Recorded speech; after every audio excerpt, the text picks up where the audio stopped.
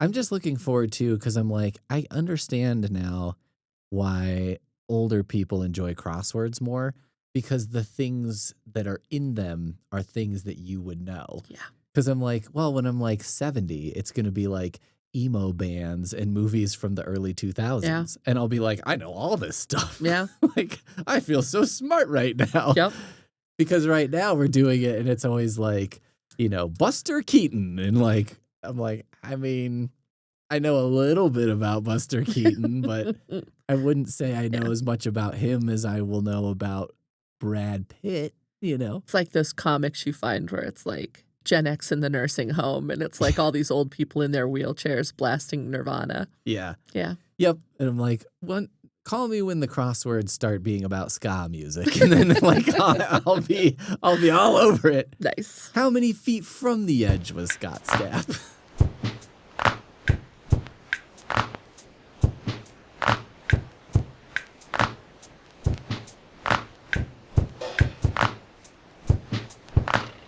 Okay.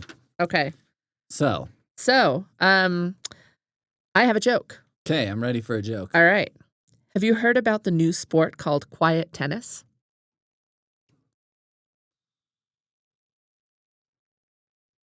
What do I know about tennis? Rally. Love. Add in. I got nothing. It's just like regular tennis, but without the racket. Oh, I like that one, actually. I think I'm winning you over with my jokes. Yeah, something's warping my mind Yeah. to being like, wait a minute, you do like this. I think I like the ones that I feel like that I didn't get, but I feel like I could have got. Right. Maybe. Because then it feels like my brain was writing the joke. Well, and this does have a bit of like get off my lawn to it. Like, Yeah. without all the racket. Yeah. I just saw a clip from Wimbledon. Did that just happen? I have no idea. Some tennis tournament. And Sports there was thing. a cat that snuck onto the court Aw. and was running around, and they got rid of it. And she came back the next day and did the same thing again. She's like, that was a good time. Yeah, I was Little like, variety in the day. okay, I guess she's like happy with the reaction she got because she did it again.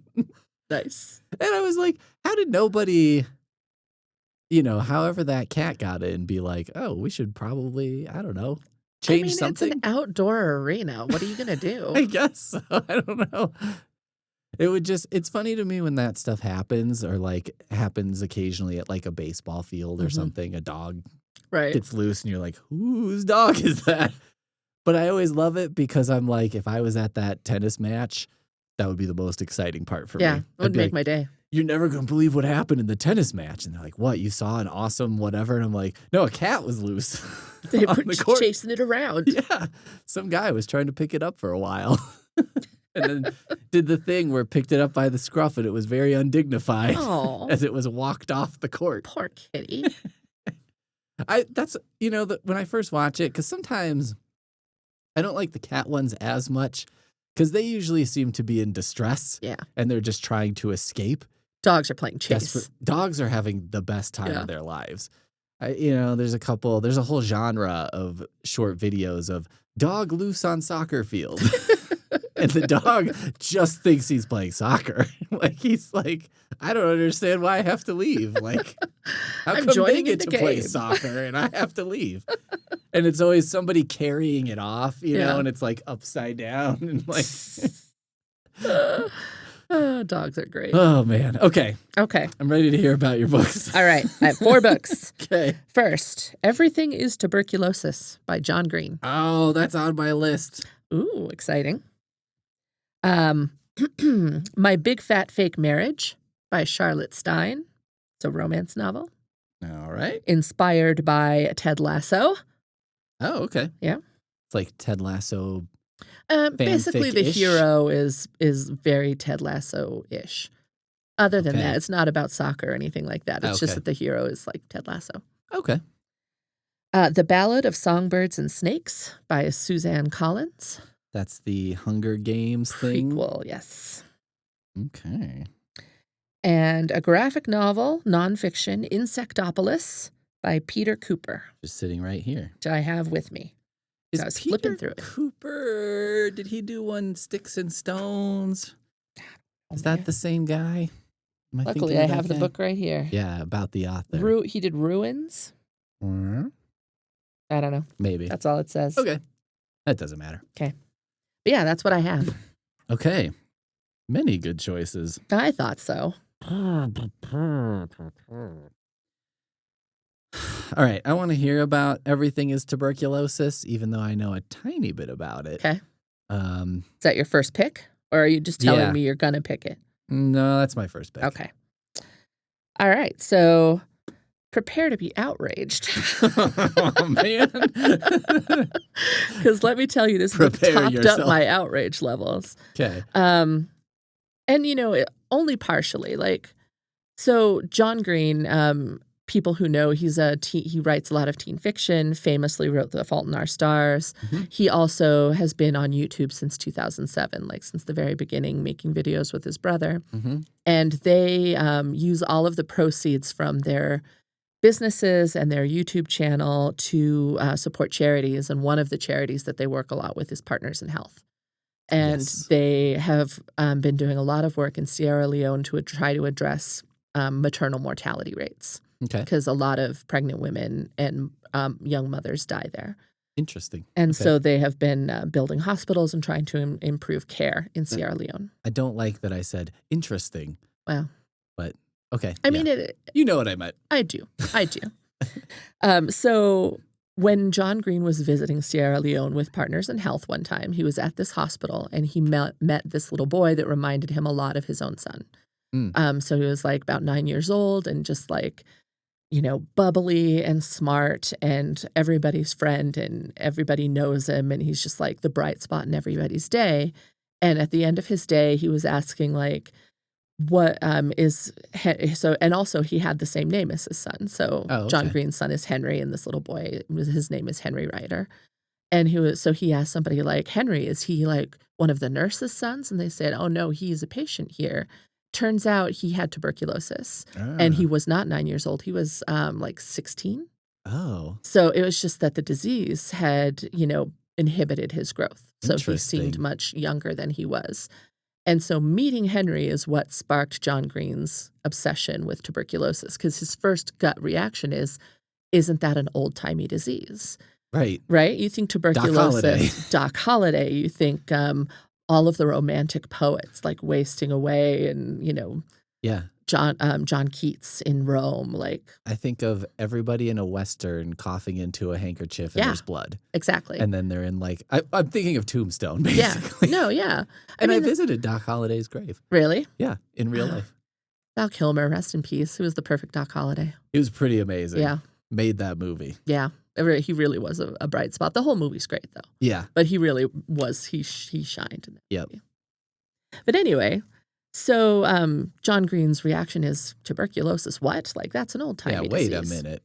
But it turns out that actually tuberculosis kills more people than malaria and war and something else every year. So it is the number 2 killer of human beings in the world. Wow. And what is infuriating is that it is 100% curable. Right. We have figured out finally how to treat tuberculosis and how to cure it. But it's, it requires a certain amount of investment and will, and we're just apparently not willing to do it.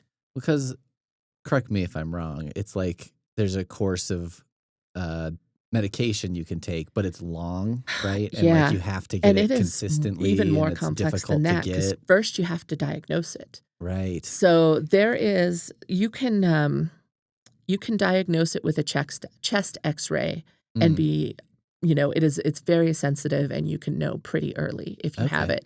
There's also an easy test that has been developed that will not only tell you if you have it, but also which strains you have, so you know which drugs it will respond to. Oh, interesting. Mm-hmm.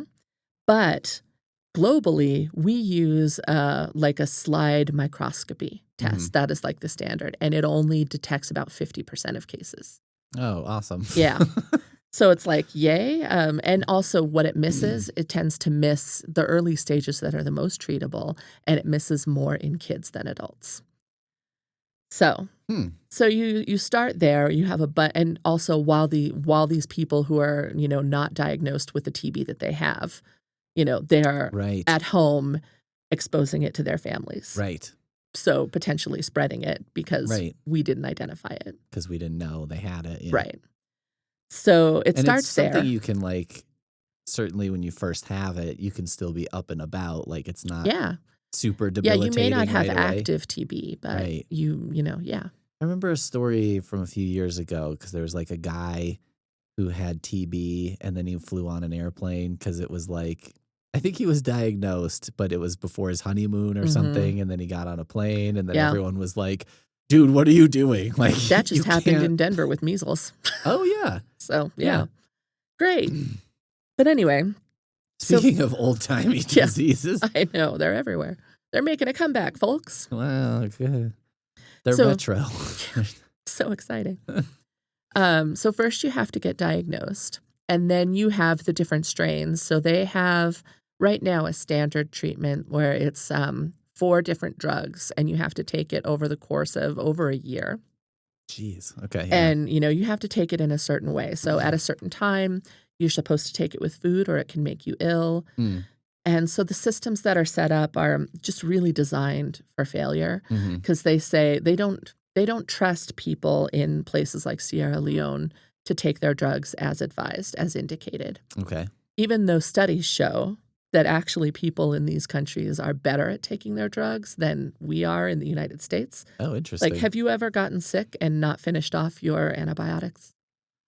As a child, Yeah. I did, but, when it was not really my responsibility. Right. Yeah. But now as an adult, I know that it's important to finish them. It is. Because otherwise that's how you get resistant Yes, strains of it things. is. Yeah. And so, right now, by requiring people to come to the hospital and have their drug taking being witnessed, that means that they can't go to work. Oh, right. They have to take a bus ride to wherever. They have to pay for a bus ride or whatever to get to the hospital to take the drugs and then go home. It also is assuming that they have food. There are so many people who interrupt their treatment because it makes them so violently ill because they don't have enough food that they don't take the drugs, or because they can't make it for whatever reason because it's so far away, rather than prescribing them 2 weeks of drugs to take by requiring them to come every day. It's just there are all of these rules, and it's as you're listening to him lay this out, you're just like, this is ridiculous. Yeah. Well, especially because the drugs you take, these are not drugs of abuse, right? We're not talking about something that I'm going to get It's not an opioid. I'm gonna have a great time if I take these. Or I can't sell these to somebody. Well, and they are quite expensive, which is another point of outrage. Right. So there is a new antibiotic that we as American taxpayers largely paid for because it's not viewed by pharmaceutical companies as a very lucrative area of research. Antibiotics? Well, TB treatments overall. Yeah. Okay. They're like, we're not going to make a lot of money off of because we don't TB. have it very much here. So Because we don't have it here. There is plenty of call for it, but they're not rich people. Right. It tends to overwhelmingly affect people living in poverty, people with malnutrition, people who living in bad housing, all of that. You want to treat the rich people diseases. Exactly. Yeah. They would rather spend their money on how to make my eyelashes grow in thicker than they would on TB treatments. And that is not a joke. That is a true example. Boy, if someone was like, how much would you pay for a pharmaceutical that made your eyelashes grow in thicker? It has no other side effects. It's not going to harm you in any way. I'd be like, 50 cents total, maybe? I'd be crazy. like, honestly, I'll pass.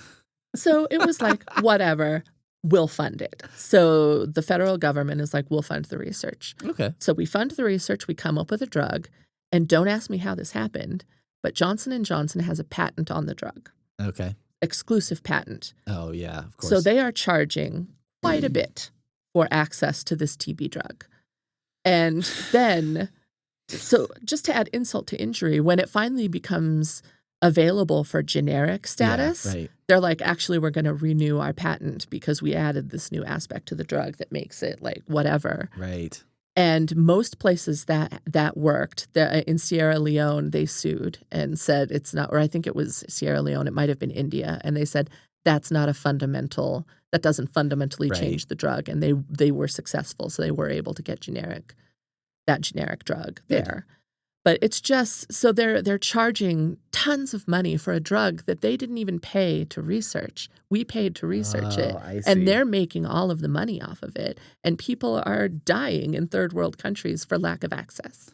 So basically, we funded it as taxpayers. A private company has somehow patented it, and then therefore they get all the money from it. Yep. Even though they set the price for it, and that price is out of reach for the people most in need of it. I don't understand, like, this is what I'm saying. My outrage has been topped up. Yeah. You're just like, why? How? Who? So yeah. Who makes these decisions? It's crazy.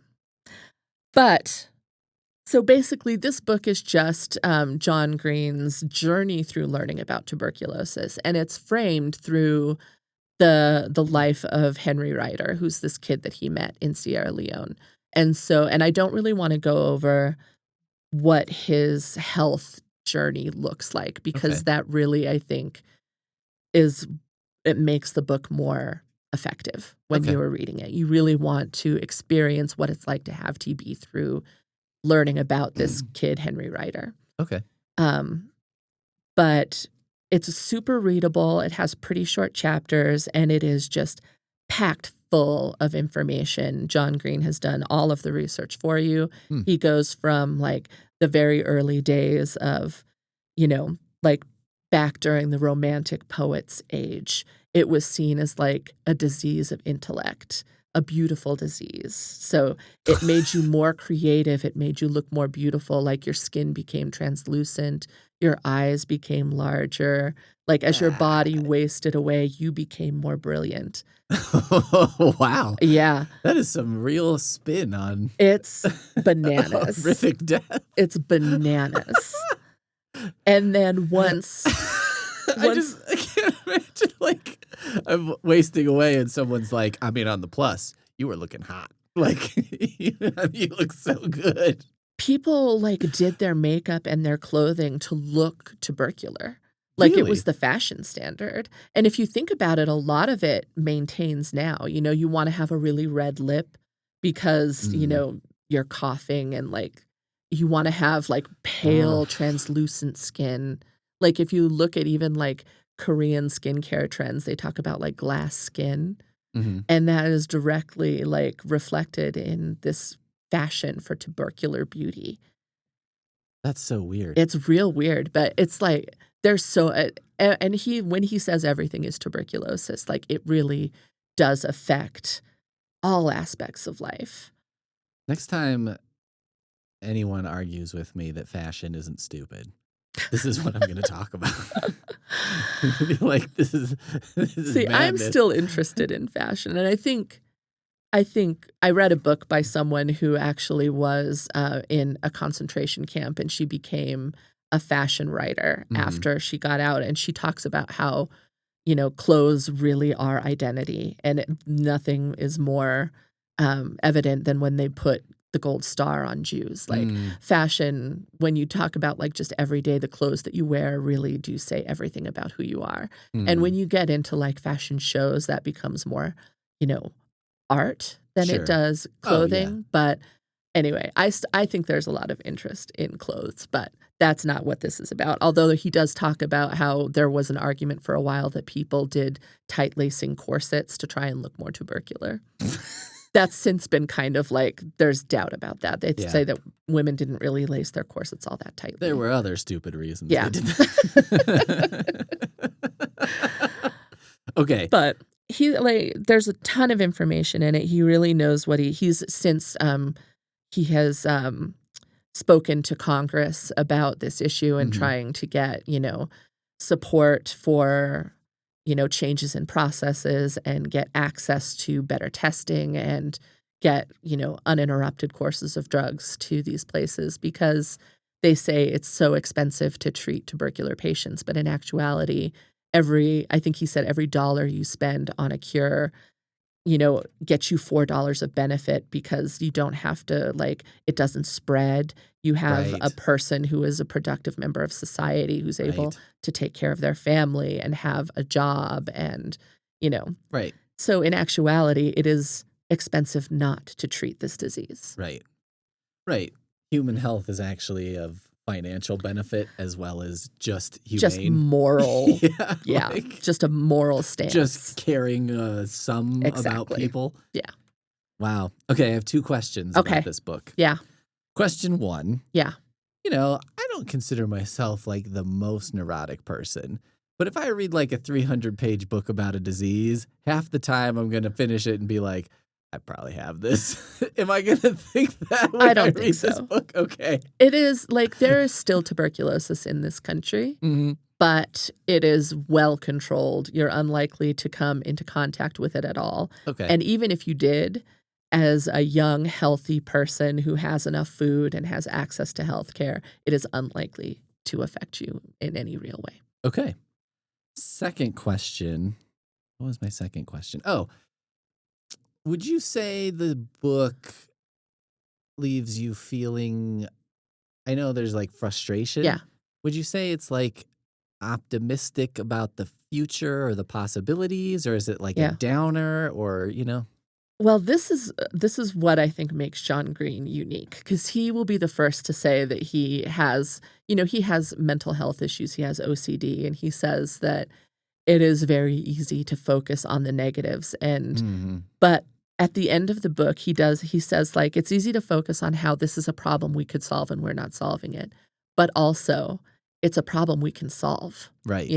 And he talks about how there are so many indicators for hope, and there are these cycles of virtue that are getting started every day by people who are like, I have the skills to treat this disease and I'm going to do this. Or I think he's part of it by writing this book. There are now people who would have been like tuberculosis. That's an old-timey disease.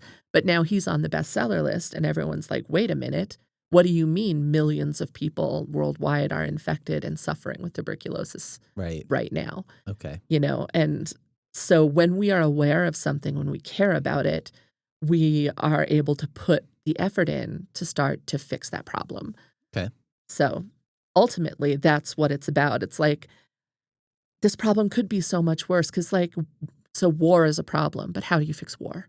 Right. That's a huge issue. But this problem, we have a course of drugs. Right. We have testing that says which drugs to use. We have the ability to find new antibiotics if we do the research. We know how to take these drugs and for how long and what kind of supportive care people need. And we can fix it. All we need to do is take those steps. Right. So we have the tools we need. Yeah. We just need to work on the deployment and make we need to have the will. Realistic. We need to make the decision. We need to invest the money, the attention. Yeah, we need to decide that we care. Okay. And so ultimately, it's that's kind of the best case scenario because you look at things like war or homelessness and mental illness, and it's where do you even start? Right. But this is a huge problem that we can fix. Yeah. So that's kind of great. Okay. Yeah. Yeah. All right. Yeah. Sounds good. It's really good. It's not that long. The chapters are pretty short. And if you're interested in learning more about it, he has a really robust section of further reading. Oh, I'm sure. About all of the different aspects of it, the fashion aspect of it, the historical, the science, all of it.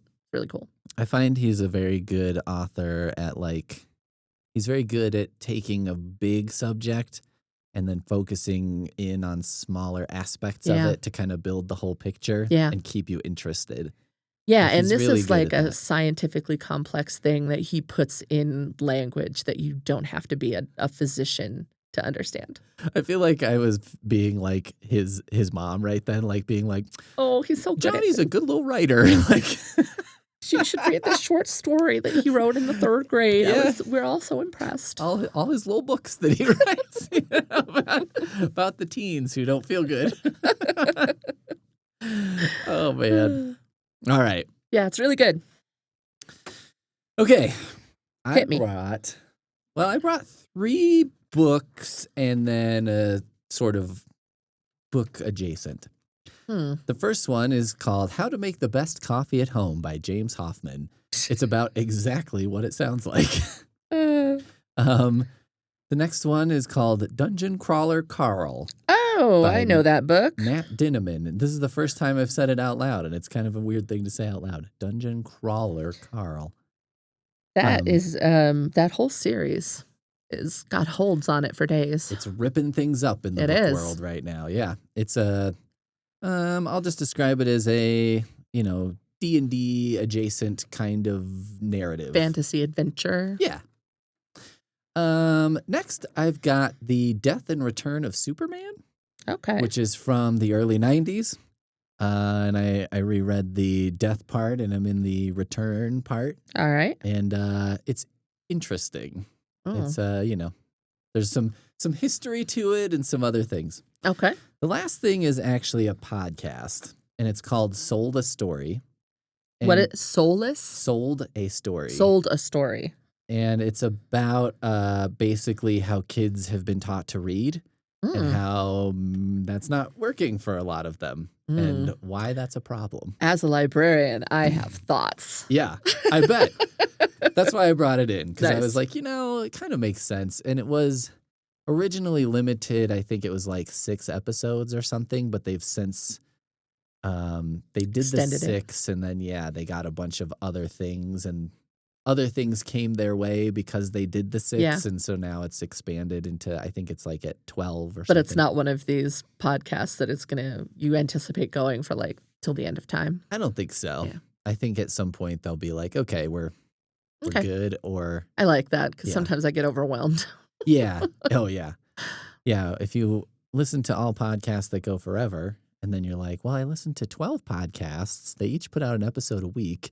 That's 12 hours a week, which is fine for me because I work in front of a computer, so I can do that. But yeah.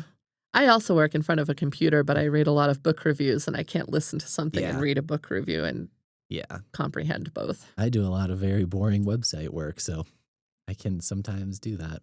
Must be nice. It's a mixed bag. All right. I would like to start with Dungeon Crawler Carl. Okay. Dungeon Crawler Carl is about a guy named Carl. Oh my goodness. And I'll kind of just describe getting into the dungeon, because that happens in like the first 10 pages probably. Okay. I mean, it's a book that starts extremely fast. Okay. He's out because his girlfriend / ex-girlfriend's cat, who has a long name, but basically it's Princess Donut, and she's like a show cat, has escaped from their apartment. It's like 3 a.m. It's freezing. He's in Seattle. And so he's out trying to get Princess Donut down from a tree or whatever. And he's in like heart boxers, and he's wearing his girlfriend's pink Crocs and no pants. And, he's like just trying to get this cat out. All of a sudden, all the buildings, everything in Seattle completely flattens, and like everything's gone. And there's sort of this big sort of PA / in your head announcement of like, okay, Earth has been turned into a giant dungeon because it was like owned by a company. And what they do is they lease planets or something. I'm going to get some of this wrong, but the basics is they buy planets, they turn them into big dungeons to film a reality show sort of thing on there. A Running Man. It's a real Running Man situation with a fantasy twist. And so everything has been basically inverted and is underground. And so you have to, they're like, you have 3 hours to go down the steps into the dungeon. And there'll be big projected lights everywhere that show you how to get into the dungeon, where the entrances are, so on. So anyone who was indoors at the time this happened is dead. So most people are dead, especially in Seattle, because it was 3 a.m. Right, and cold. And like freezing. Yeah. So he's like, there are not a lot of people left. So, he has no clothes, and he's basically like, well, I guess I'll go into the dungeon because what else am I going to do? Right. And he's got Donut with him, and they go into the dungeon. He takes the kitty? Yeah. Oh, good. Because he's like, I don't know what else to do. So then he's in the dungeon, and that's when you kind of discover what all's going on. Mm-hmm. They pretty quickly come across like some goblins that he has to fight, and then find their way into a sort of training area, a tutorial zone, where some old man who looks like Splinter from Ninja Turtles explains what's going on. The cat is now able to talk and like whatever. And it's funny because the cat gets sort of upgraded. And so now she's actually the leader of the party, the 2-person party. And Carl is like subordinate to the cat. I mean, let's be honest. That's kind of how it is in real life. Yeah, exactly. And her charisma level is like super high, you know? But also she's kind of bloodthirsty. So it's a fun book in that it's like, it's a fantasy, it's a dungeon crawler, it's a sort of Running Man game happening where, you know, they have to fight things and kill things because then you'll be featured on the TV show. And if you're featured on the TV show, people will send you items that are useful in the dungeon. Okay. And like the more you're on TV, the better stuff you'll probably get because you'll get sponsored by corporations and stuff like that. Sure. And the premise is if you get down to a certain level, so like each level opens up for like 3 days. And then you're on that level, and then you have to find stairs to go down and down and down. The premise is if you make it to like, I don't know, level 18 or something, if a human can make it down there, then they regain the ownership of the earth, and the company has to leave. And if they don't, then they become part of the system and become dungeon crawling forever. Yeah, something.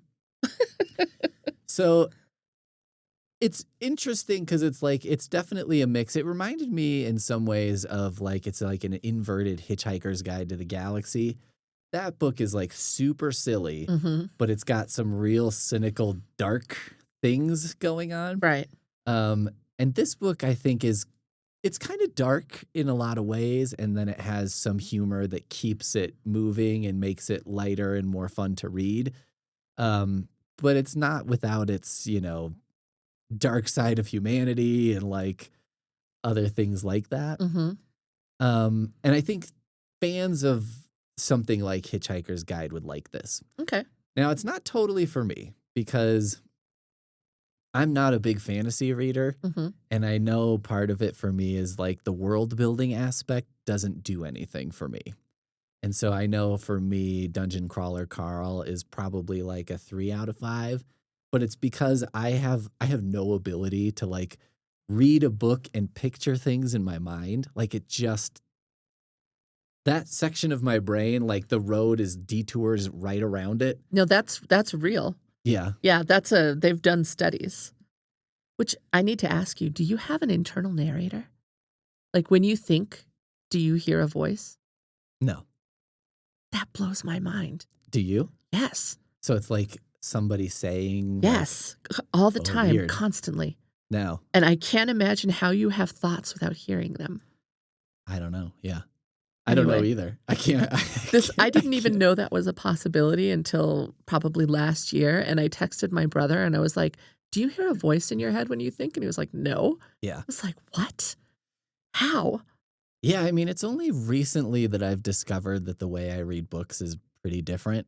Like what kind of helped me realize it is, you know, like a movie will come out based on a book and they'll be like, I don't know, like Harry Potter or something. And people will be like, oh, that's not how I pictured Ron at all. You know what I mean? Right.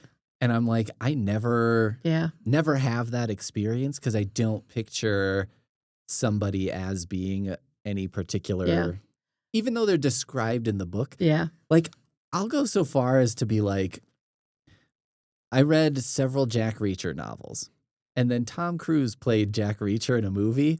I knew, like, Jack Reacher's supposed to be gigantic, and Tom Cruise is not. But, like, it didn't really throw me because I just don't picture things that way. Yeah.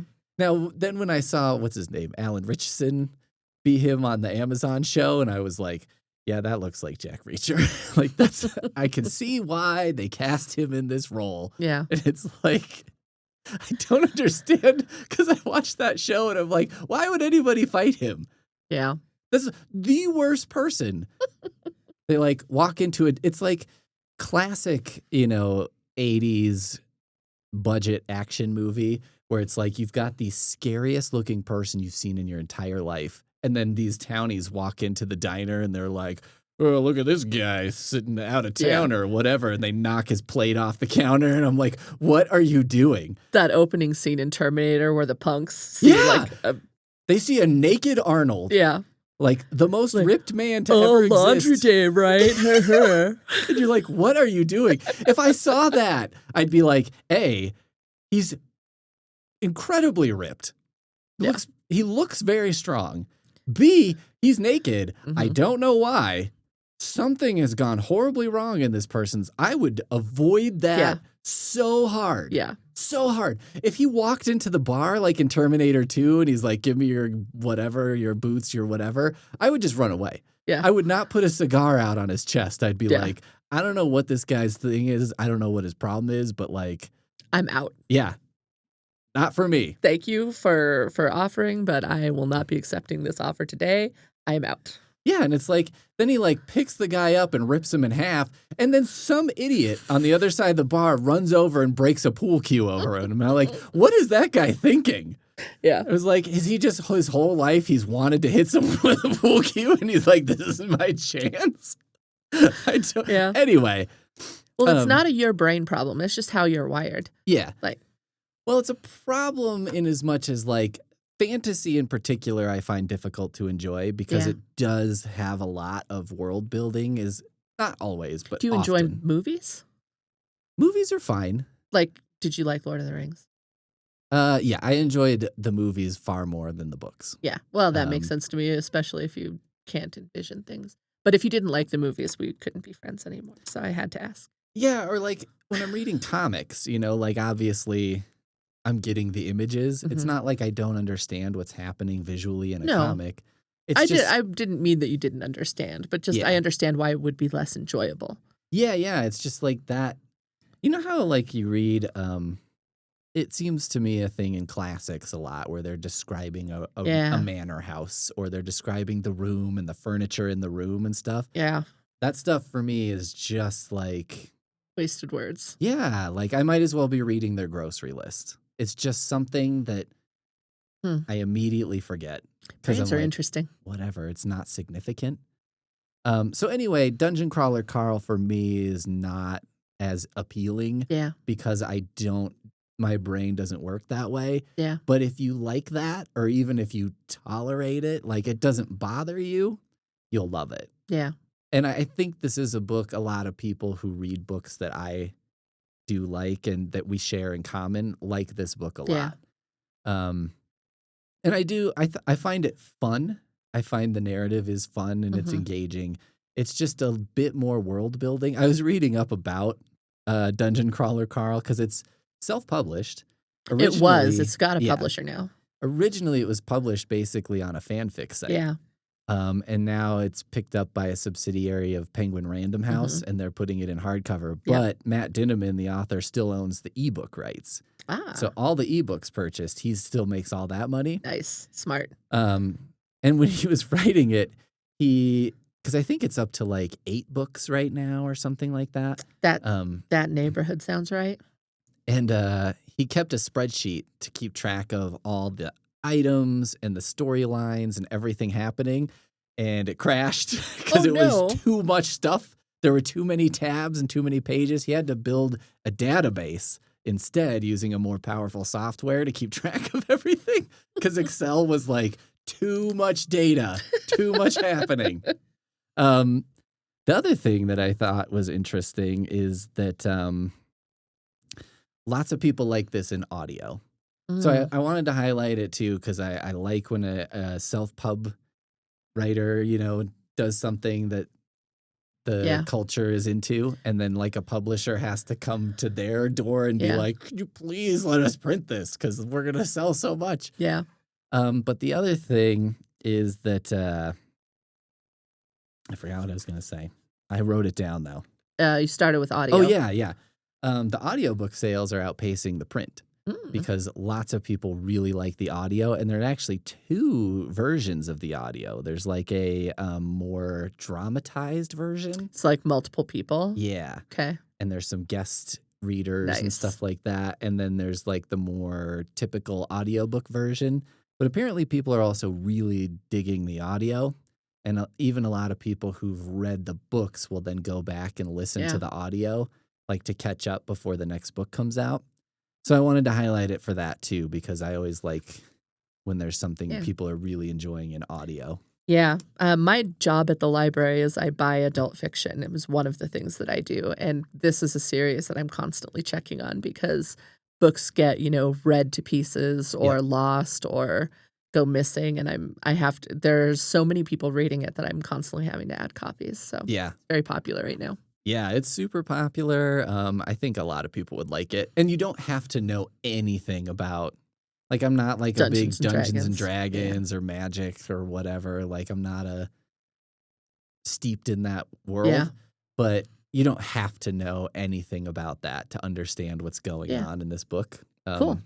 Yeah, I thought it's really cool. It's fun. Yeah. It's like maybe not exactly for me, but you don't regret having read it? No, not at all. Like, I still had a good time reading it. Yeah.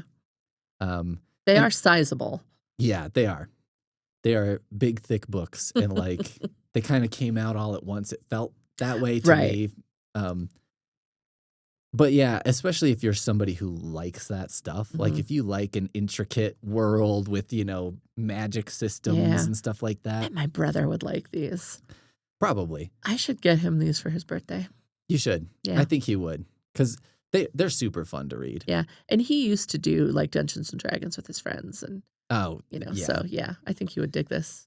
I think people who like that stuff would really like it. Because it's funny, but it's never mocking. It's not really making fun of fantasy tropes or anything. It's laughing with, not at. Yeah. Yeah. And it's kind of like the absurdity of this guy being in this scenario and, like, how things play out. But it's not like there's really no making fun of, like, what are these nerds, whatever. There's really not that. So I think it does walk a good line that way. Cool. It's fun to read, and it's not like someone who is a huge nerd about that stuff is going to feel made fun of at all. Yeah, because I was like, I wasn't sure if that's where it would go, know? Because if I was writing that book, I would do a terrible job. And I'd be like, the character would constantly be saying, like, oh, Orc's real original. You know what I mean? Like, but yeah, it's great. Cool. All right.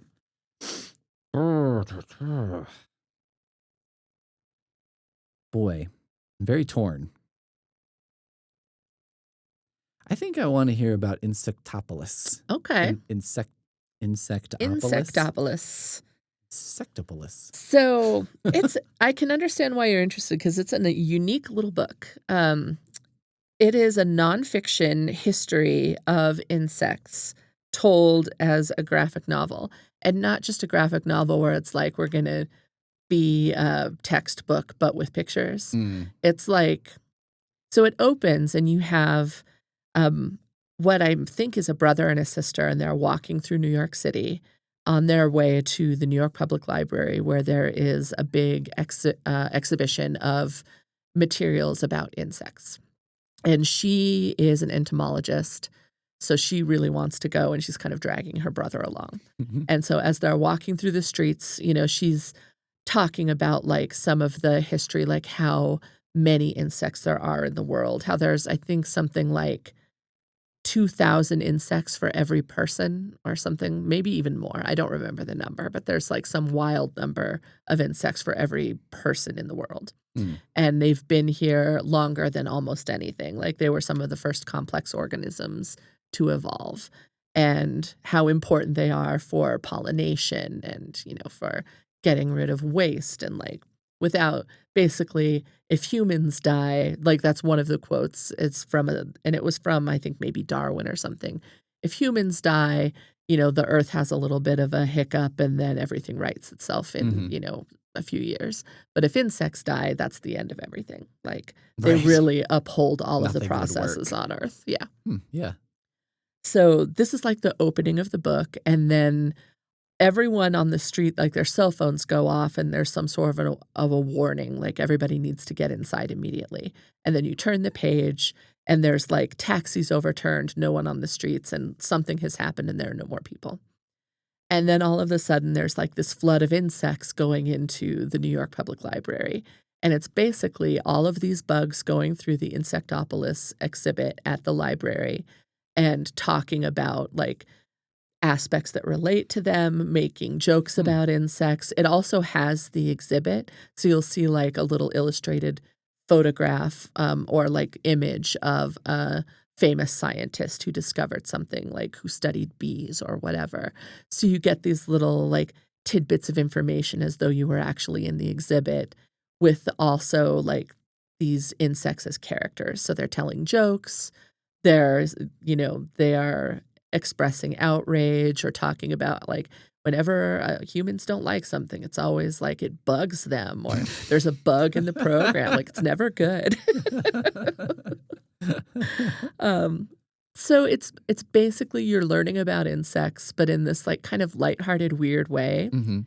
And in the actual exhibits that they're looking at, every once in a while, there will be a QR code, and if you scan it, it takes you to the author's website, and he has, like, little tidbits of recorded interviews or, like, Mm. old historical recordings of someone talking about, like, their area of expertise, that kinda thing. So you get, like, little bits of extra information, and you can either listen to it or they have the transcripts, and, like, it's a weird book, Yeah, but, that's a like, kind of strange setup. fun. Yeah. And the drawings, like, I brought it because I thought you might find it interesting because 'cause you're a graphic novel Oh, guy. yeah. Like, the drawings are fun and, like, I don't like, it goes back and forth between panels that are, like, packed with actual historical information about scientists and research and, Mhm. what like, bees are huge pollinators and, I don't know. And then it'll go to a fairly open panel where it's just like a dung beetle rolling Mhm. a little ball of dung along the floor and, like, little splashes of information. So, it's not, like, packed full of information. It's got story Yeah. plus data. I don't know. So, if you're interested in bugs, like, I would really recommend it. That's cool. Yeah, it's kinda interesting the way it's set up too. It's like the backgrounds and stuff are kind of like a cyan, Mhm. desaturated Yeah. looking, and then the bugs are more colorful and like The history is, yeah, like, sepia yeah. toned. Yeah, That's cool. yeah, and, I'm not a huge bug person. I don't particularly love any bugs, I don't think, but I do recognize, that bugs are super important, and like I do find ants and bees, like, I Mm. find it interesting that they have these, like, really complex societies and Mhm. they communicate, and then there are all of these other insects that have evolved to look like other Mhm. things, like there are flies that look like wasps Mhm. so that they don't get messed with. I don't know. They're interesting, and I've learned from this book that in, the I don't know which age, one of the dinosaur ages, I'm not that knowledgeable. There was a dragonfly the size of a hawk. Can you imagine? Imagine the noise Whew. that makes when it flies by your head. Yeah. And apparently it's because oxygen levels were higher at the time, and so Oh. insect bodies could support a larger size. Oh, So I'm interesting. learning all these weird little factoids. If you like to be one of those people who can, like, sprinkle little weird facts of information, there are a lot of them in here. I like stuff like this because it feels like yeah, it's not like you have to devote your life to bugs, Right. but you're like, "But I could just take a little dip in that and, Yeah. like, learn some interesting things," and Yeah. yeah, Maybe gain a new appreciation for, so I'm not so afraid of bees, maybe. sure. Well, it's nice too, and it's something like bugs because you're like, Well, I will encounter these in Oh, real yeah. life, Yeah. so it'll remind me of the things I learned, or, like, Yeah. you're learning about things that you'll actually see, Yeah. and I don't Oh, know. it's a beetle. I Yeah. remember reading about I beetles. know what they do. Yeah. I know what this guy's up to. I know his game. So, yeah, I don't have a lot of, like, specific information, and I'm not sure I would wanna go into it either, because that's kind of why you Yeah. would wanna read it, is Okay. to get all of the weird little tidbits. But, I like it. yeah, it's weird and fun. Yeah. I liked the weird way of entering into the story is Yeah. kinda interesting. It's like all of a sudden there are no people, so all the insects are, like, visiting the library to learn Yeah. about bugs. Yeah, that's fun. Yeah.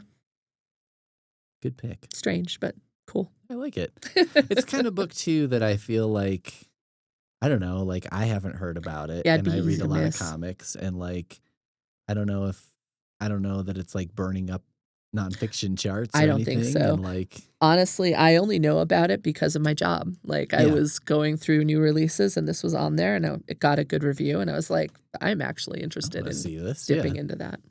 Yeah, that's kind of one of the cool things when you work at the library, Yeah. right, is you just get exposed to stuff like that, that you're Mhm. like, "I would have never sought this out." Yeah. If I saw it on Amazon, I would probably just scroll past it because 'cause I'm like, "Yeah, I don't care about bugs." Yeah. Cool. Yeah, it's fun. Good choice. Thank you. All right. All right, pal. Buddy old pal. You there? I'm interested in your somewhat cheatery selection of your Sold a podcast. story. Yeah, Okay. So, yeah, it's but don't make it a basically habit. I won't. I've thought about doing it before, and, like, I was sitting in my, kitchen today, and I was like, I mean, it is interesting to think about podcasts because they range, right? Like, some of them are completely extemporaneous and, like, not obviously this Oh, show. I know big people are gonna be vocabulary man over there. I know people will be shocked to hear that this isn't written down before. We haven't heavily scripted this. Um, but, like, this one is, like, very scripted, Mhm, and, like, kinda like This American Life, right? Like, that's a mhm. heavily written show. Yeah, Anyway, and I'm like, "What is the difference between that and, like, an audiobook?" And I'm yeah, like, it's "I don't true. know, not much." And there are podcasts that are basically like fiction. Yeah. Yeah, Yeah, where you could basically just transcribe it and make it a book and yeah. then whatever. Anyway, that's how I justified it to myself. Um, but also I just wanted to talk about something because I'm like, I don't know, a lot of people listen to podcasts and, like, this is a good one. I thought it was good because it points out an interesting problem, but also it does it in a very compelling way. Okay. Um, I would say I'm gonna just talk about part of one of the episodes because it's what, like, really I was in, and it was the second episode, and it opens with a story about a guy, and he's a Vietnam vet, and when he was in Vietnam, he worked for a chaplain, and he was, like, basically, he was kind of like a gopher for the chaplain, like, whatever he needed tables, he needed vehicle transportation, whatever, he arranged it all. He never learned to read. Couldn't read, like, at all. He's like, I could read super simple words like he, she, boy, girl. I don't know why those were the words that whatever. Super simple words that you saw a lot. Mhm. He could read, but he's like, I'm functionally could not read. So he's in Vietnam and he was describing, they were working in a hospital and it was during the Tet Offensive. And so they had a huge number of injured, and severely injured people come into the hospital. And it kind of turned into an all hands on deck situation. So he was just kind of trying to do what he could.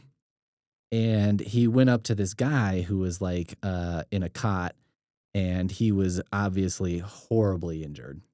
And the guy, was, like, trying to get a nurse's attention to be like, "I think this guy needs help," or whatever, and she just shook her head because she was like, "He's not gonna make it." I'm getting a little emotional, because then so the guy knew he wasn't gonna make it and asked this guy to write down a letter for his mom, and the guy was like, "I couldn't because I can't write. I can't read." And he's like, so I just sat there and let him dictate the letter. And he's like, I was just writing on a piece of paper. I was just scribbling.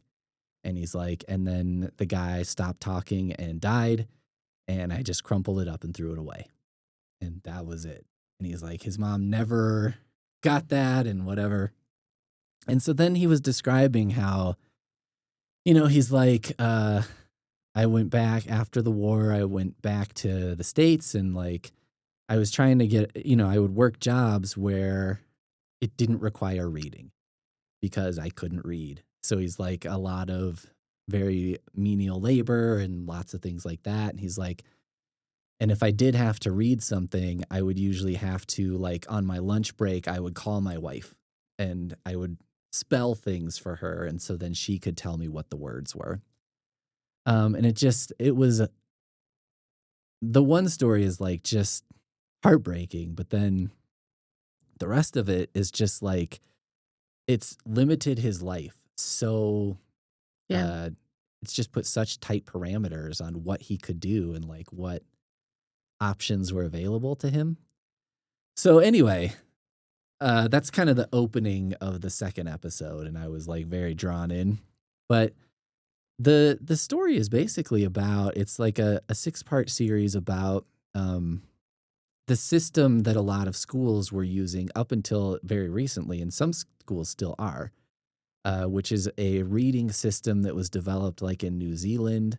And one of the examples was a lady was saying that during COVID lockdown is when a lot of people started finding out about this, because they were like, I didn't actually know how my kids were being taught to read. Like, I just assumed they go to school, they learn to read, like whatever. Yeah.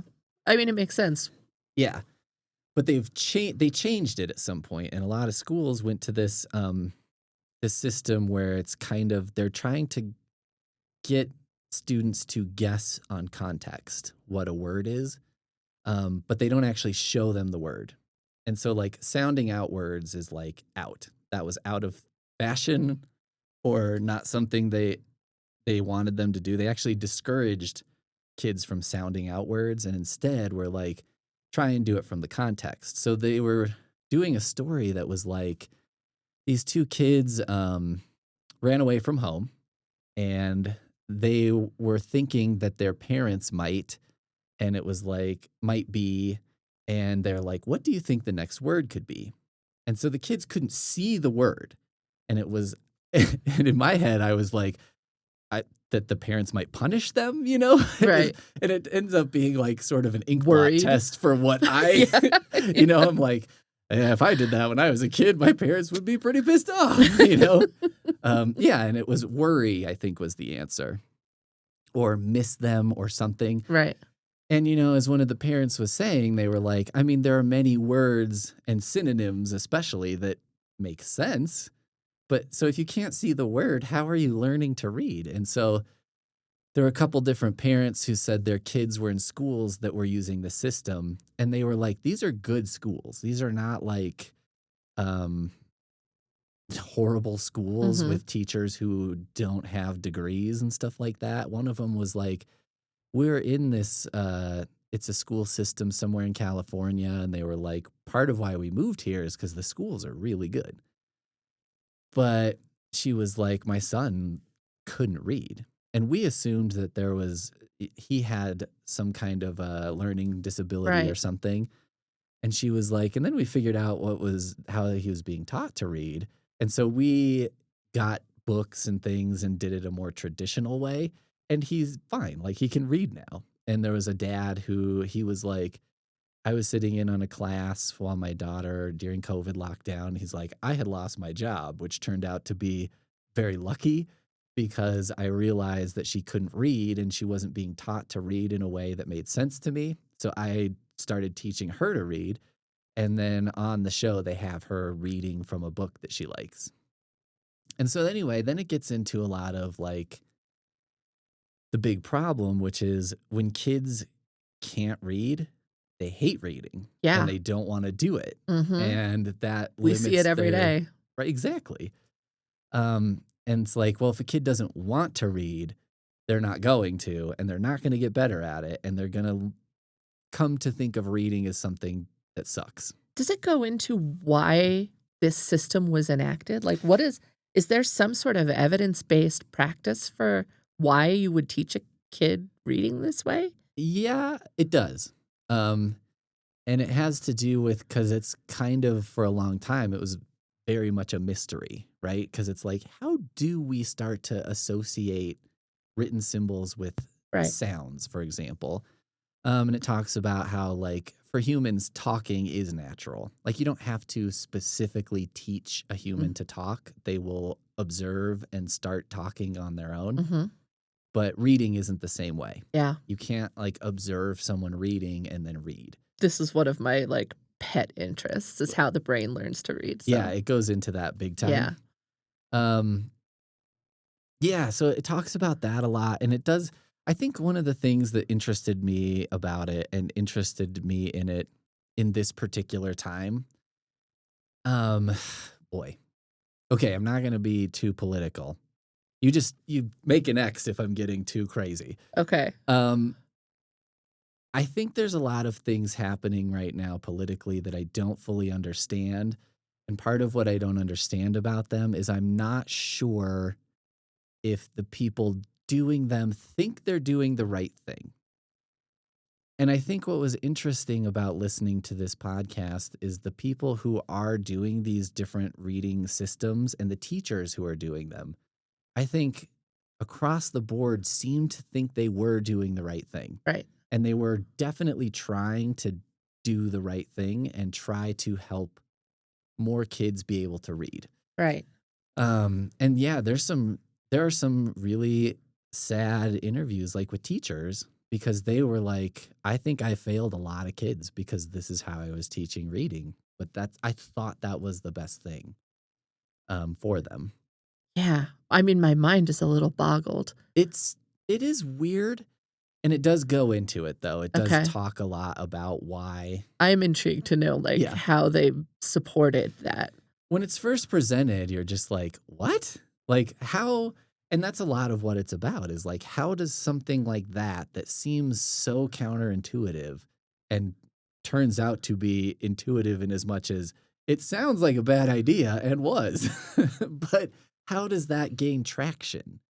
And especially, how does it gain traction among people who, you know, it's not like if I was doing this in my classroom, I was, like, getting a paycheck from Scholastic, Right. because I was using their proprietary you know what I mean? I Right. wasn't getting a kickback or something, Right. like, I wasn't they weren't like, "Ooh, you can get a job at Yeah. EBSCO if you do Big this." literacy wasn't funding a Right. yeah. Yeah, because there is no big literacy, there's no money in doing this. Yeah. It is a lot like when you're talking about the tuberculosis book, Mhm. where it's like, yeah, there's no big paycheck in that, except there is because it's like, well, if most people can read, society is a lot more productive. Yeah. I mean, we can have this guy who had to make job choices based on things that wouldn't force him to read. He could be making a lot better choices and probably has skills that would be much better used Mhm. if he could just read at least a Yeah. basic Well, and level. that's just the practical part, not to mention, like, art and, personal Yeah, enrichment sure. and sharing your own story. Like, there are all these reasons why you would want it. Yeah. And I think that's what's so interesting about it because, like, I think I see a lot these days of people trying to analyze different political moves of like, what's their end game? What's their goal? Or it's like they're trying to oppress people because it's like if you keep people dumb, then they're easier to control and stuff like that. But this gave me the impression that like nobody was in this specific context was thinking that. No one was trying to do something bad. Yeah. Everybody thought this was a good thing to do. And it turned out that it was not. Yeah. So it is kind of an interesting journey because you're like, it goes from something that's presented as being, yeah, to me, it sounded very backwards. And I was like, how would we ever think that would work? Yeah. But then it does talk about and explain why. And It's super interesting. Yeah. I think it's super relevant. I think a lot of parents would probably be interested. Yeah. And yeah, it just does. It really reinforces a couple things. And like, I think for me, you know, because I'm biased towards hearing this message, but like, it reinforced for me something I've long believed as a librarian, which is like, parents, speaking to the parents right now, when you bring your kids into the library. Yes, I'm standing behind him with stern expression. And your kid wants to check out Wimpy Kid for the 1,000th time, or Dog Man, or Captain Underpants, or any of the Dinosaur Book X. Dinosaur Book X that you're like, I mean, how much more can you learn? I'm going to go insane. Yeah, I have to limit my child to 3 dinosaur facts a day because I can't take it. Yeah. Let them do it. Yeah. It's fine. Yeah. They'll be fine. You don't have to worry that they are not, quote unquote, progressing to more difficult books. If they're reading for fun and for enjoyment, they're doing fine. Yeah. Your kid will be fine. There is no better way to become good at something than to do it because you like it. Right. Exactly. It's kind of like, maybe to use an analogy that people would understand is like, if you're motivated because you enjoy something, if you want to learn to be good at shooting 3-pointers, you could do progressively more difficult drills and do all these things. But if your kid just likes being out there shooting baskets, just let them. Yeah. You don't need to make codified super whatever drills. Yeah. Okay? Like, let them enjoy it and they'll be fine. They will be fine.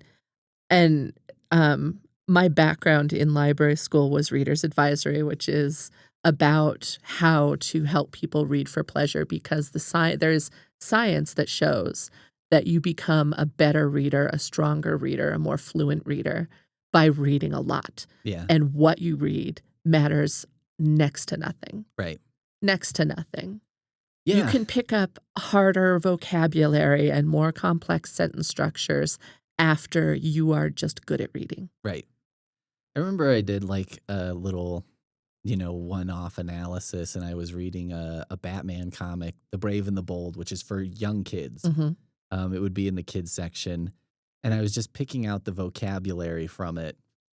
And there were words in it, like I remember ziggurat was in it. Yeah. And I was like, I bet if I asked 10 adults what a ziggurat was, 9 of them would not be able to describe it. I could not give you I have a sense of what the word means, but I could not define it. I think it's a pyramid type structure. Okay. Maybe a stepped pyramid or something like that, but I'm not 100% sure. Yeah. But the book had a picture of it in there. Yeah. And it was describing it. And I was like, a kid's going to learn what a ziggurat is by reading this book, and they are not going to learn that. Superhero comics have surprisingly broad vocabularies. They have a ton of vocabulary in it. And I think the advantage too is like they have pictures in it, so the picture can provide context to back up the things, but also they like reading it. Yeah. So you don't have to make them. Yeah. If you have comics, they'll probably read them. Yeah. It's like with anything. If you like to knit, you're going to knit a lot and you'll become a better knitter through practice. Right. Same with reading. Right. And if you don't like the thing and you're just doing it like bare minimum, whatever, and you'll drop it. You won't see it as a fun leisure activity and you won't be as good at it. Yeah. Like you just won't. Yeah. Anyway, I think it's a really interesting thing for people who are interested in books and reading. I think it's I might have to listen to this. I'm super intrigued. It's cool. Yeah. I liked it a lot. Yeah, it's a real journey. Okay. Real journey of a show. Look at us. We have information. Yeah. We're having an information heavy episode. We're learning. We really are. Look at all the learning that happened here. Tuberculosis, bugs, and literacy. And Dungeon Crawler. And Dungeons & Dragons. All right. All right. So to finish off the books that I didn't get to talk about, I also brought My Big Fat Fake Marriage by Charlotte Stein, which is technically a sequel. There's a first book called When Grumpy Met Sunshine, which is also the hero in that was inspired by Roy Kent from Ted Lasso. Oh, okay. But you don't have to read them in any particular order. They kind of stand alone. The only thing that you'll learn is that in the first book, they had a happily ever after and fell in love. Okay. Surprise, it's a romance novel. You knew that anyway. No way. So. This is, so the hero, his name is Henry Samuel Beckett or Beck, and he's very Ted Lasso coded. So he's super sweet, very generous, just wants people to be happy. He's a supportive guy. And then you have the hero who goes by Connie, but her name is actually Hazel, and she ends up kind of moving more towards her hazelness over the course of the story. And she is super suspicious of him because nobody can be this nice. And then as the book progresses, she realizes maybe he actually is this nice, and maybe there are some jerks taking advantage of him at his job. And so she agrees to pose as the wife that he said that he had, that he didn't, so that, you know, this jerk won't be able to be such a jerk to him. And so it turns into like they go to this writing retreat. And it's just super sweet and cuddly, but make no mistake, this is a spicy book. If you want closed door romance, this is not the book for you. Stay far away from it. Okay. But if you like spicy, then like that door kicked off the hinges. Then. Yes, welcome. This is your book. Welcome home. So it's the perfect combination of like really sweet and cozy with plenty of spicy scenes. So okay. Charlotte Stein she's one of my favorite writers for a good spicy scene. So nice. And then The Ballad of Songbirds and Snakes by Suzanne Collins. I seem to be in my era of catching up on all of the franchises that I've gotten behind in.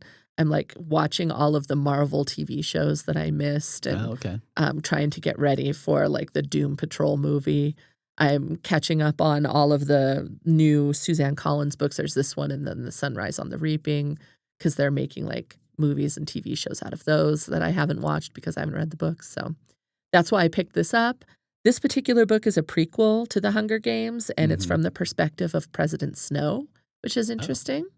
It is basically just the war has ended, and they've had the Hunger Games now for 10 years. But the Hunger Games look very different than they do in the books as we knew them, because they're still in like their infancy.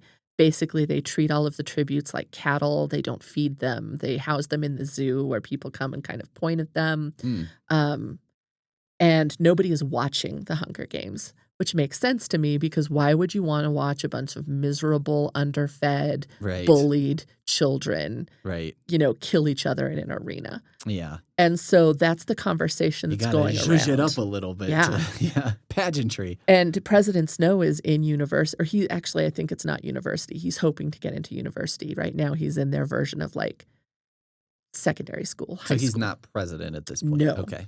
He's a student, and he is assigned as the first mentor. So this is the first year they have mentors for all of the tributes. And he is given the girl from District 12, which is seen as like a big kick in the teeth because she's like her chances of winning are the least, they think. And so he is having ideas and thinking about how can we make the Hunger Games watchable. And he's like, well, we could introduce the tributes and make them interesting as people, make people care about them. And then we could have betting. So if people want to send them like bread in the arena or other items to help, then we can have that, and that will help to fund the Hunger Games. And you can see him starting to develop them into the format they became. And also like, I don't know, the process of watching them create something palatable out of something fundamentally horrific is very interesting, especially since we know he's a terrible person who does terrible things, but he is weirdly sympathetic in this book. So it's one of those like visiting a villain before they became truly villainous. As you can see, they go down the road, make little decisions that you're like, ooh, I don't know about that. And you're like, I see why, like, because he has this like connection or this strange affection for his tribute, and he's feeding her and treating her like a human being. But then he's translating that into here's how we can like, right. Yeah, you know? It's like he's training an animal a little bit, and it's like, here's how we could make the gorilla enclosure more Yeah, engaging for sing on people. TV so more people will like you, like, Right. I don't Yeah. know. But so I like Suzanne Collins. I think people have maybe, siphoned her off to the side as, like, a popular sci-fi writer for Sure. teens. Yeah. But I A think Stephanie Meyer. yeah, Yeah. I think she actually writes stories when she has something very specific to say. Like, I think The Hunger Games are solidly anti-war novels. Hmm. I think if you read the whole thing, like, this is not like a children's dystopia adventure Hmm. story. This is an anti-war novel. Hmm. And I think that she only writes books when she has a point to make, and I think she's doing it again, and I don't know, I like her for that, so, Good for her. yeah. She always seemed legit to me. Yeah.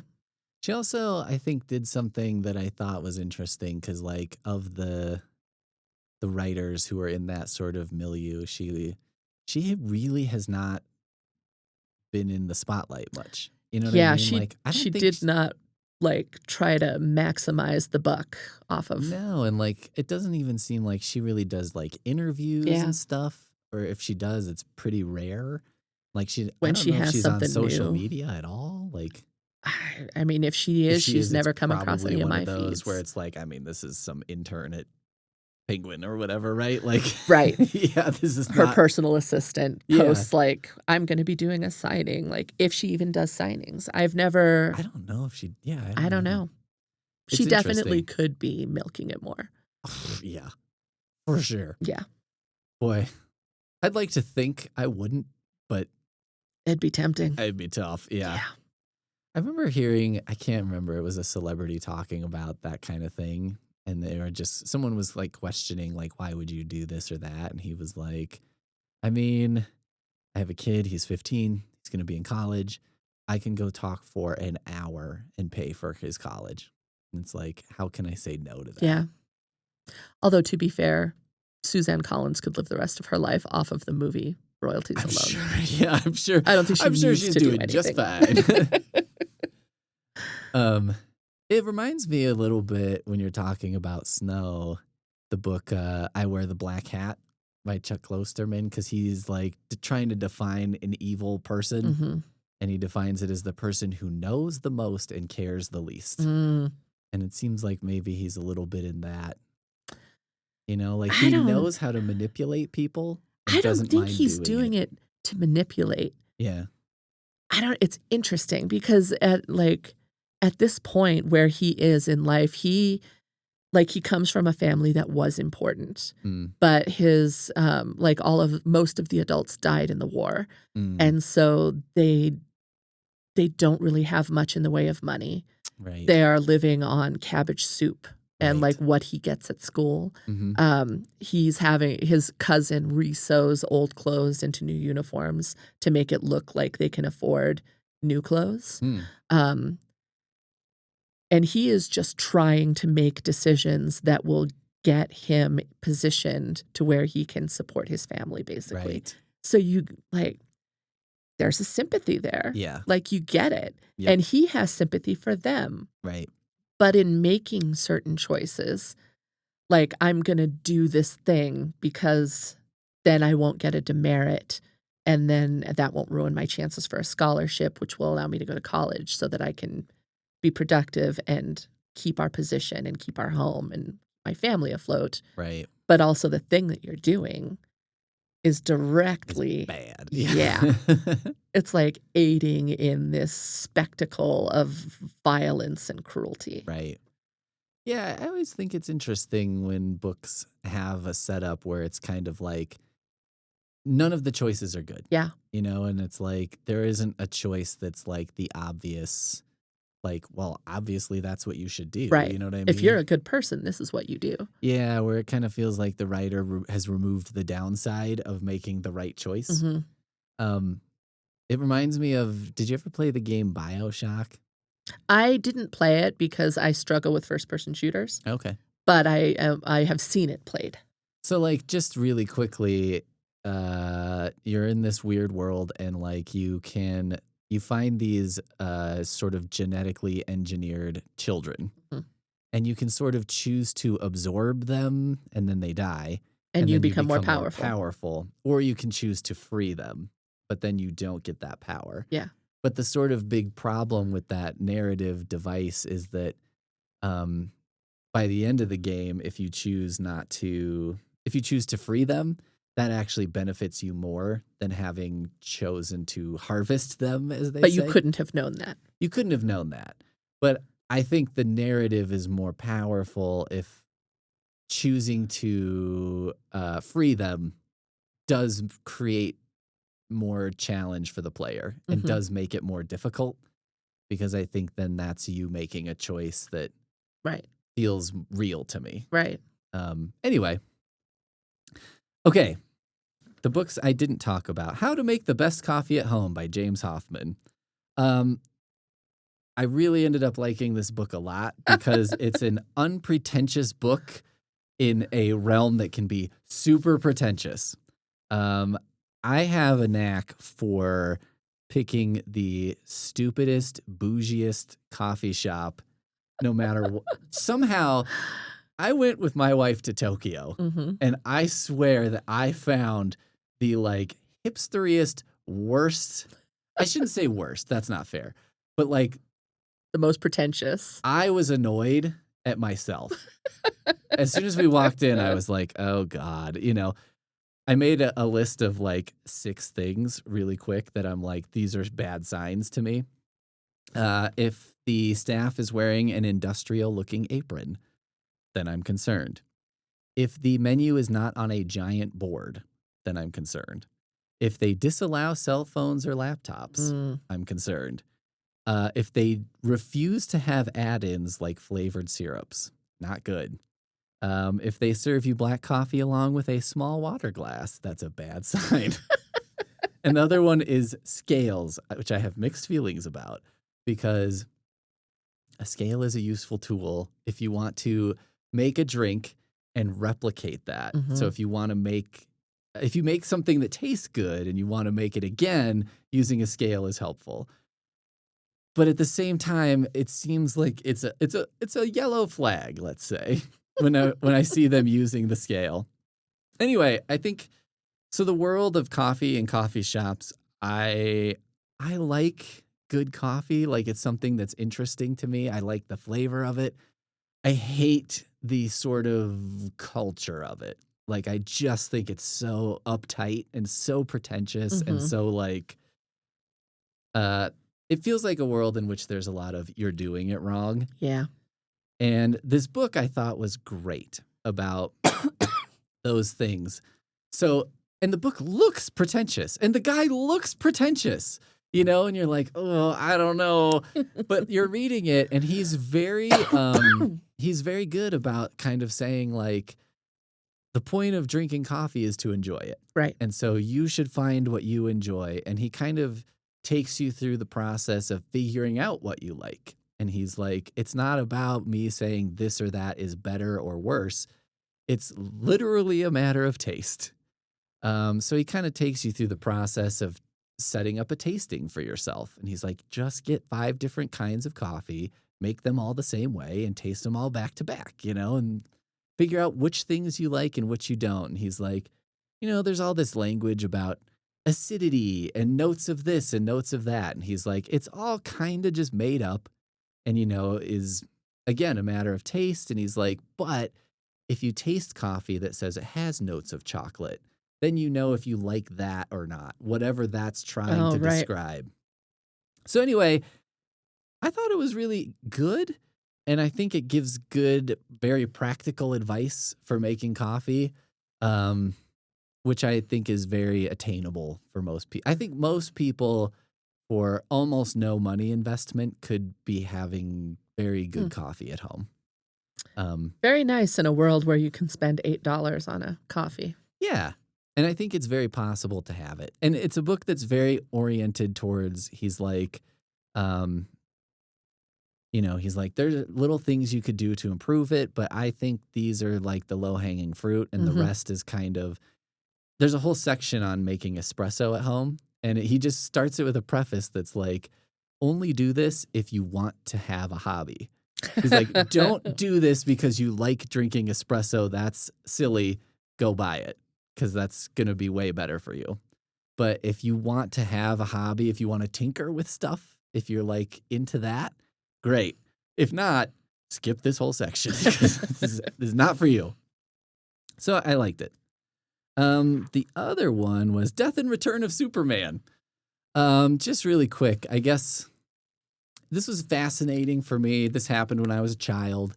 I remember when it came out and I was like, this cannot be. Like, because you're like, you can't kill Superman. Yeah. Because I was too young at that time to know, like, he's going to be back in like 6 months. You know what I mean? Right. Also, the comics world was a little different then.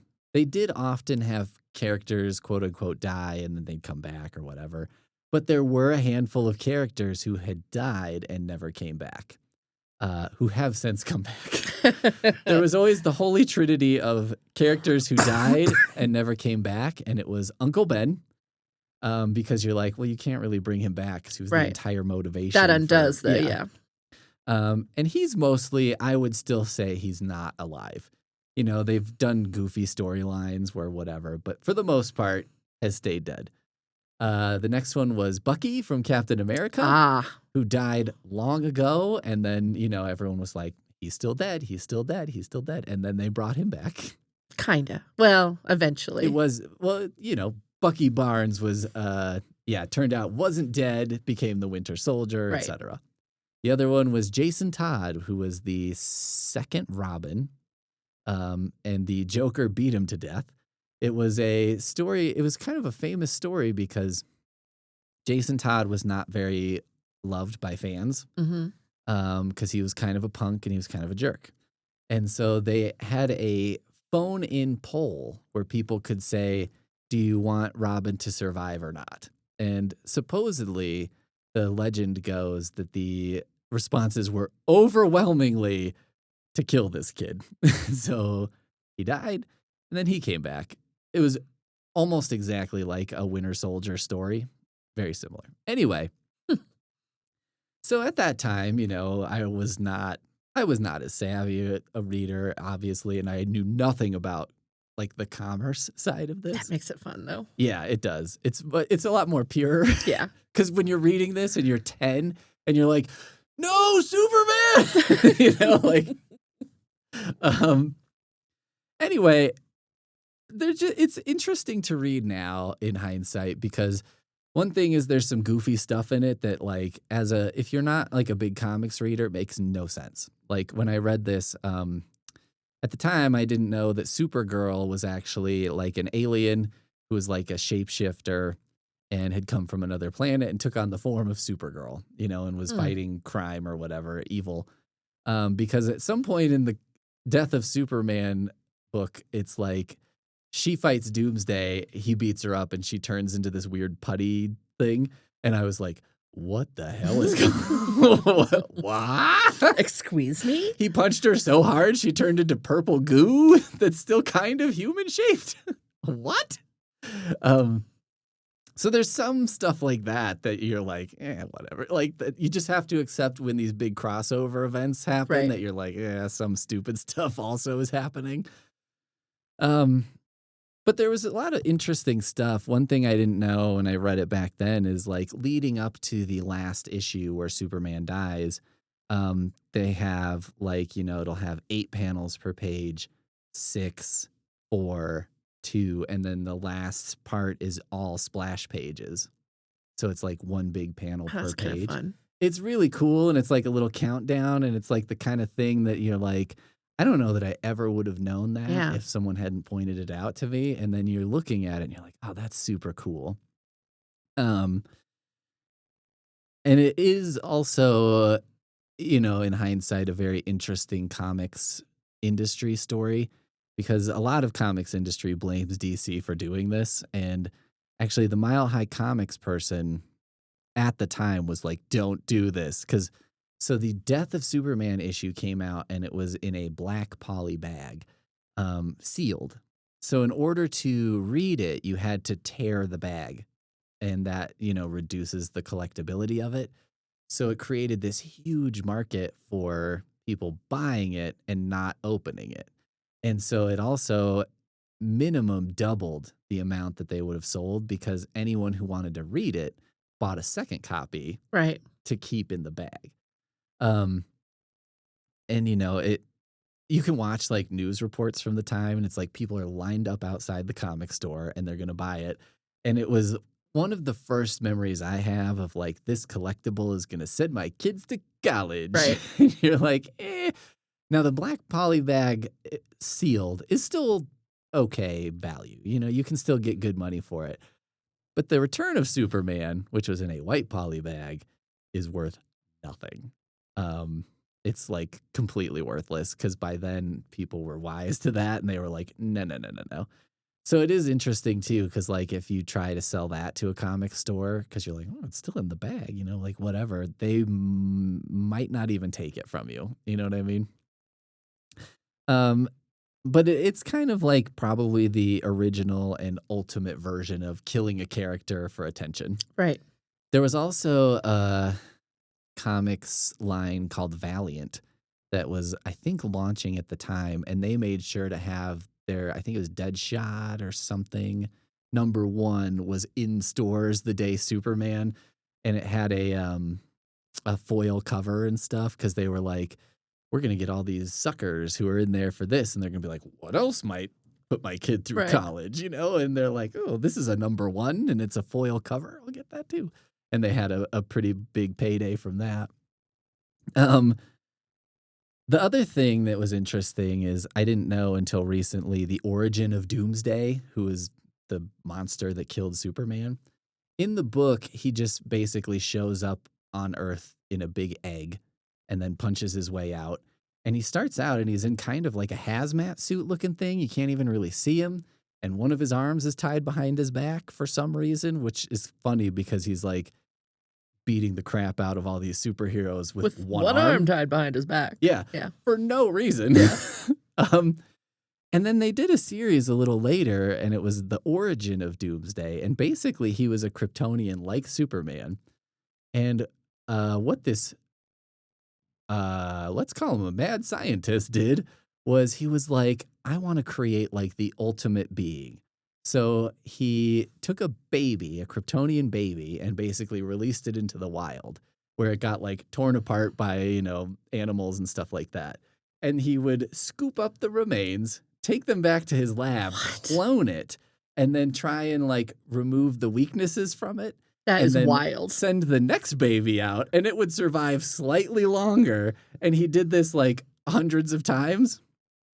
And so Doomsday is the ultimate result of this, but also has been driven insane because he has these like memories of trauma, being killed like 1,000 times by monsters and stuff like that. Which I was like, this is a pretty wild story to have in like a mainstream comic book. Yeah. That is top tier bananas. It's a lot. Like it's yeah. It just like it's such a bizarre idea. And I'm like, I totally get this. And it makes sense in like a, I don't know, a darker book, a Hellboy or something. Mm-hmm. But you're like, man, this was like in a Superman book. Like, this is really. Anyway, also the Return of Superman is cool because after Superman dies, these 4 other characters sort of take on the mantle of Superman. Mm-hmm. And they're actually really good comics. Very enjoyable, fun to read, interesting. And I think the other thing is people who haven't read a ton of comics will find a lot to enjoy about it. There's a lot of surprises in there. There's a lot of variety. Mm-hmm. And these are all on Hoopla. You can read all of that stuff on Hoopla. So nice, easy to access. And I thought it was fun. Cool. And Death of Superman's kind of a good jump on point, I think. So there you go. Cool. We did it. We did it. You kind of cheated, but I liked it a little. Yeah. So I'm not going to Okay. hold you accountable. Well, I'll make sure to bring 4 books next time. Okay. There have been times where I've thought about bringing stuff. I watched a Flat Earther documentary this week, and I was like, oh, man, I want to talk about it. But I was like, I just can't. Not here. Doesn't fit. There's no place for it here. All right. We'll see you next time, everybody. Bye.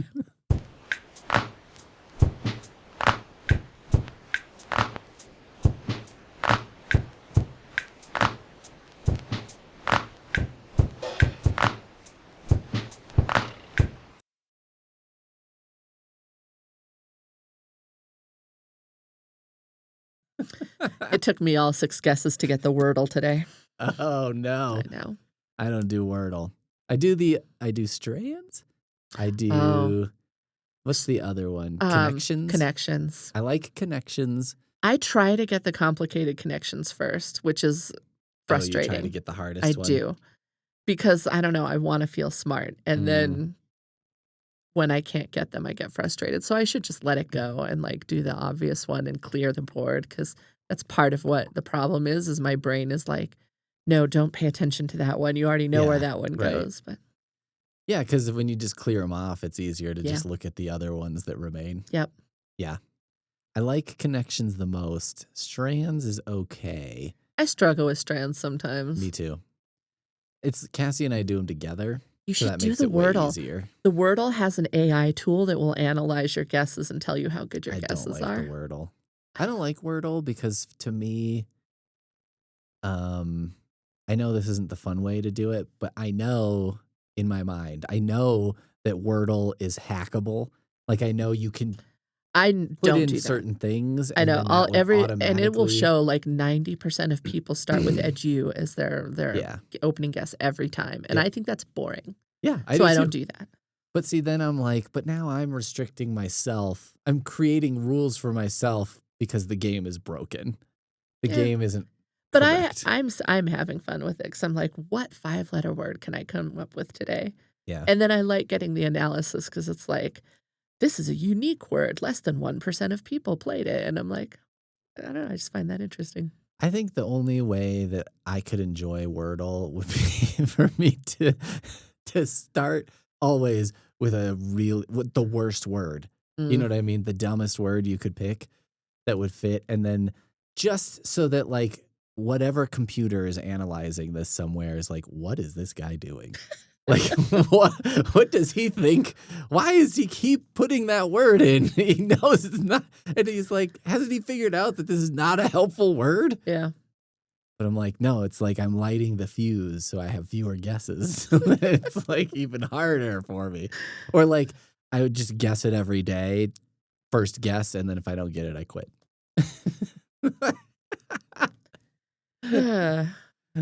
Oh man, that's what I would always be chasing though, is getting it on the first try. If you ever start to play it, let me know and we can start our text thread of how many Wordle guesses we had to do. You could do it with Cassie. Does she do Wordle? Yeah. All right.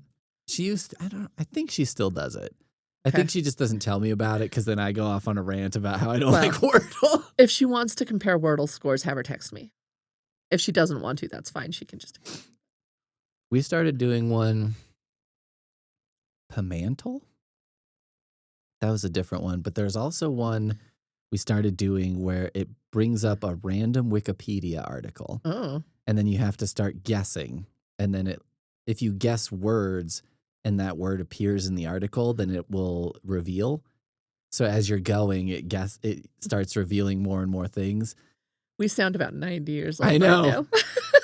The problem with that one, though, is I was like, someone actually needs to curate the Wikipedia articles. Oh, yeah. Because some of them, I was like, some of them make sense. Like it was Meryl Streep, you know, and I was like, okay. And then one was like screws. And I was like, all right, that's weird, but that's possible. And then we did one that was like some particle physics theory. Particle. Yeah, and I was like, I'm never going to get that in a million years. Yeah. Like, there has to be a common knowledge level, I think. I think so, too. Yeah. Just, it's got to be not so esoteric that it's like, I mean, I'm never Schrodinger's cat, sure. Yeah. But like weird particle physics, maybe not. Yeah, I'm like, I don't know, some novel written by some guy in the 17th century that like no one's ever heard of. And I'm like, I don't know, man. Like, I'm never going to get that. Make it so.